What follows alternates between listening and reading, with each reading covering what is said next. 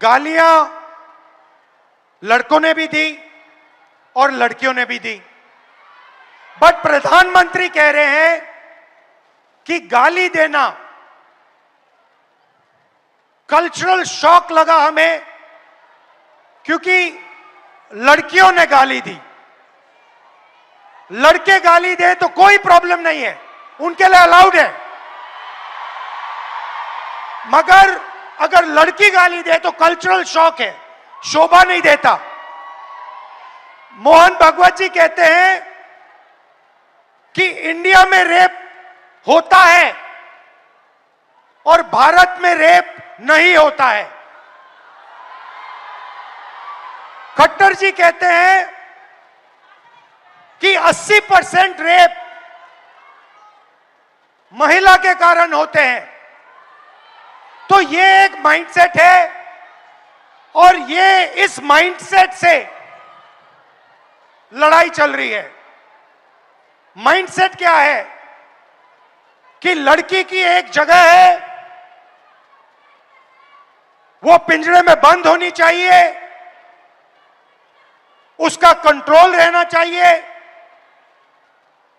उसको काम नहीं करना चाहिए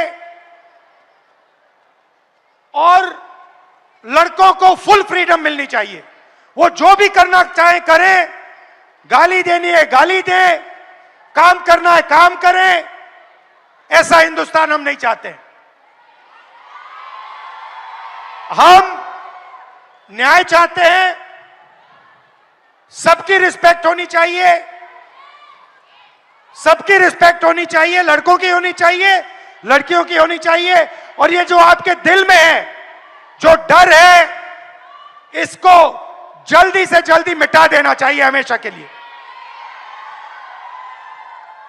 तो आइडिया क्या है? ये जो महिलाएं हैं, जो लड़कियां हैं, ये हिंदुस्तान की स्ट्रेंथ है। आप इस देश की फाउंडेशन हो, आप इस देश के फ्यूचर हो। आपको पेट्रियार्की दबाती है, डराती है, धमकाती है, कंट्रोल करती है। मिलकर इस पेट्रियार्की को खत्म करना है। Smash the patriarchy. मोटी भैंस कहीं कह रही थी कि भाजपा को जिताओ और 13 रुपया किलो चीनी पाओ। आज चीनी का रेट है 70 रुपया किलो और गुड़ का रेट है 100 रुपया किलो। आम पब्लिक तो नहीं ले पाएगी। आप बताइए, अब ज्ञान दे रहे हैं कि शुगर की बीमारी होती है चीनी से। अब पेट्रोल में मिला करके नितिन गडकरी या पूरी सरकार जो है चाप रही है।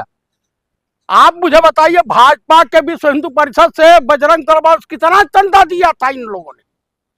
ये लोग लड़ाई लड़ी थी, कार सेवा की थी। अडवाणिया को कीड़े पड़ेंगे। हिंदुओं के पीठ में खंजर घोंपने का काम किया था धर्म की आड़ में इन सबों ने। आज डॉलर का हिसाब क्या चल रहा है?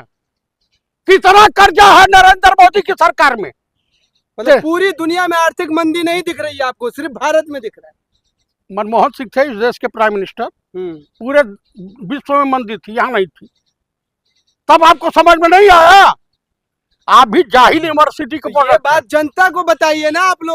आप लोग जनता तक काहे नहीं बात पहुंचा पा रहे हैं? जनता तक, जनता समझदार होती तो होती ना। ठगी का शिकार इसी तरीके से होता है, सब जवाब दिखाए जाते हैं। आप मुझे बता दो कि जब कल एसएसपी ने आदेश दिया अपने इंस्पेक्टर को, और कौन भाटी है मार करके उनका जो है पिछवाड़ा लाल कर दिया, वो एसएसपी आपको इंसान दिखाई दे रहा है? लाइन ऑर्डर मेंटेन के नाम पर उसके खिलाफ FIR होनी चाहिए। 302 का मुकदमा, अटैक टू मर्डर का 307 का मुकदमा होना चाहिए। तो लाठी चला दिया, कानून व्यवस्था को बनाए रखने के लिए 302 लग जाए। आप सेना में नौकरी किए हैं कि नहीं? कि पत्रकारिता जो है भीख में लेकर के चले आए हैं? किया है आपने? गोदी मीडिया पत्रकार है आप। अंजना मोदी के तरीके चलना चाहते हैं, चित्रा अग्रवाल, अमित देवगन। या तिहाड़ी चौधरीया बनना चाहते हैं? क्या बनना चाहते हैं? मीठा मीठा सवाल पूछे आपसे। नहीं नहीं, मीठा नहीं, कड़क पूछिए। आप मुझे बताइए कि आजादी की लड़ाई में दो तरह के लोग थे इसी देश में थे। जो मर्द थे जंग में गए और जो नामर्द थे वो संघ में गए। और वही संघ आज सत्ता में है। वो संघ सत्ता में है। कल बिहार में देखे हैं भाजपाई नेताओं को छात्रों ने वो कूटा है कि अब बाप बाप तो याद। आप लोग जबरदस्ती छात्रों के आंदोलन का क्रेडिट क्यों लेना चाहते? 20 तारीख को घटना हुई, राहुल गांधी कल जाकर के एफआईआर दर्ज करने की मांग कर रहे हैं, अब तक कहाँ थे? बखलोले नहीं हो, पत्रकार किसने तुम्हें बना दिया यार? आप बताओ 21 तारीख को पीएम आवास घेरा किसने? किसने कहा कि सरकार बात नहीं सुन रही, हम घर पे आते हैं जवाब साफ करते हैं? प्रधानमंत्री 20 दिन से लापता क्यों थे?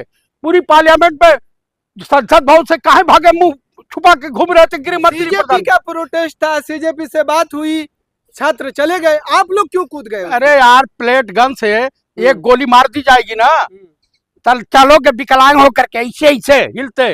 देखा 84 का आंदोलन। तो सीजेपी वाले बात करेंगे, आप लोग क्यों घुस रहे हैं उसमें क्रेडिट लेने के लिए? कांग्रेस युवाओं बेरोजगार नौजवानों के साथ है। अगर कांग्रेस नहीं आई होती तो धर्मेंद्र प्रधान का इस्तीफा नहीं होता, राहुल गांधी नहीं घेरे होते तो ये कुछ नहीं होता। फिर कल नेता प्रतिपक्ष को एफआईआर कराने के लिए 8 घंटे धरने देने पड़े। जब नेता प्रतिपक्ष की ये स्थिति है तो देश की आम पब्लिक की क्या स्थिति होगी? अब उठा के पुलिस वाला ले जाएगा, 20 लाठी मारेगा, और कांग्रेसी नहीं खड़ा हो तो जाइए ना बीजेपी से एफआईआर करा दीजिए, जाइए। तो कांग्रेसी इसलिए खड़े हो रहे ना क्योंकि स्टूडेंट का प्रोटेस्ट लाइमलाइट में है। लाइमलाइट में है। अरे उसका असली नायक जो है chief justice supreme court of India है, जिसने काकरोच नाम दिया युवाओं को। आप मुझे बता दो कि ये साजिश के शिकार युवा हुए हैं। जिसकी आंख चली गई आंख दे देंगे हमेशा, अपनी आंख निकाल के दें, फिर आप इस्तीफे पे आ जाएंगे। नहीं, इस्तीफा तो देना ही पड़ेगा, वो तो हम लेके रहेंगे। हाँ, आप जा करके वहां चमचागिरी करके बता देना उनको।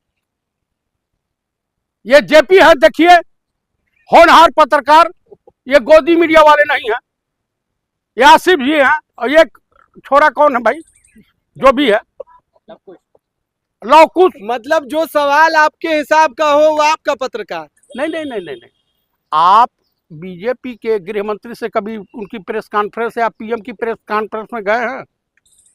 वहां तो सवाल जो है पूछते हुए पूरा जो है नीचे से मिर्ची लग जाएगी। काहे भाग चले?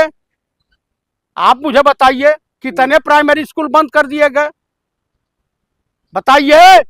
1,64,000 इनकी सरकार में, और कांग्रेस ने तो बनाया। जेपी नड्डा जहां इलाज कराए वो आरएसएस के पैसे से नहीं, इस देश की जनता के पैसे से बना। और दुनिया का एक कोई ऐसा नेता बता दीजिए जो अपने बाप की सजोई हुई संपत्ति का 98% हिस्सा अपने देश को दान कर दिया। एम्स में संघ वालों का पैसा नहीं लगा था? संघ के बाप का लगा था।